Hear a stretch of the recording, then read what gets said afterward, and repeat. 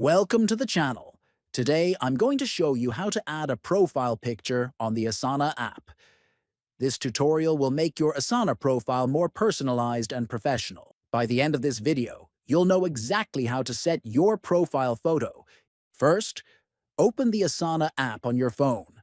Next, tap on the profile icon located at the bottom right. Then, look toward the top right corner and tap on your profile picture. From here, select View Profile to access your personal profile settings. Then, click on the pen icon at the top right. After that, choose Edit Photo, and select the option to pick an existing photo. Browse your phone gallery and select the photo you want to use. Finally, refresh your profile to ensure that the new picture is updated automatically.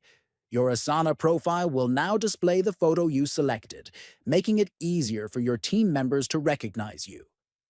If you found this video helpful, don't forget to like, share, and subscribe to the channel for more useful tips. Thanks for watching, and see you in the next video.